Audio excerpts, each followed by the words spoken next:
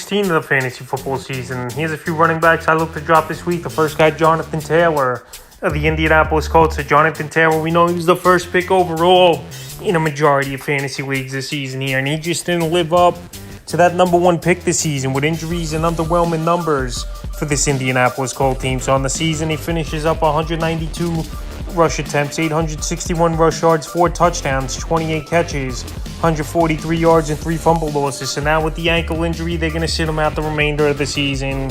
And rightfully so. This Colt team here, it's been a train wreck all season. And Jonathan Taylor next year hopefully could have a bounce back. But the things that need to go his way to be a bounce back player in fantasy football is they got to get an offensive line adjustment here.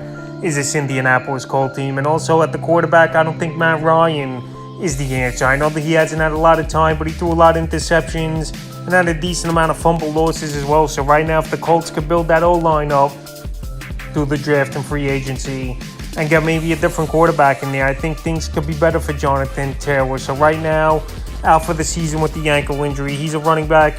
That's an easy drop this week. The next guy, Gus Edwards, Baltimore Ravens. So Gus Edwards, it's been an up and down type of year here for Edwards. A couple decent games, injuries as well, and then a couple games he hasn't shown up. So the last few games here for him: week 13 versus Denver, 6 carries, 12 yards. Week 14 at Pittsburgh, 13 carries, 66 yards. And week 15 at Cleveland, 7 carries, 55 yards. So on the surface, yards per carry are pretty good for Edwards.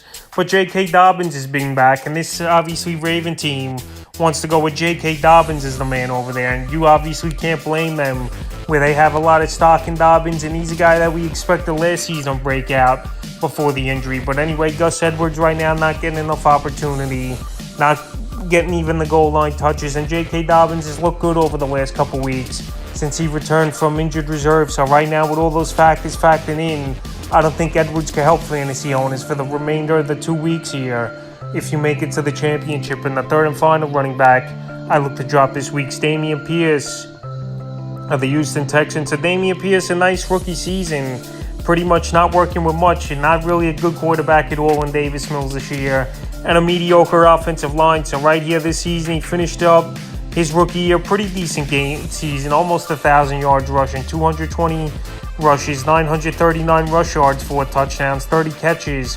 165 yards, a touchdown, and a fumble loss. So next season, 3rd, 4th rounder, I think we're going to see Dameon Pierce go. And he's another guy, they didn't want to push it with him. And now with the ankle injury sustained in week 14 versus the Cowboys, they put him on IR, and he's out for the season. So next year, this Texan team, we know they got a lot of draft picks. Probably going to have the number 1 pick in the draft as well and go quarterback, no doubt about it. And that could open things up if he's got a quarterback that can at least make some plays and stretch the field and be a threat to defenses. But now with him out for the season, there's no reason to hold on to him. So that's a few running backs I look to drop here for week 16 of the fantasy football season.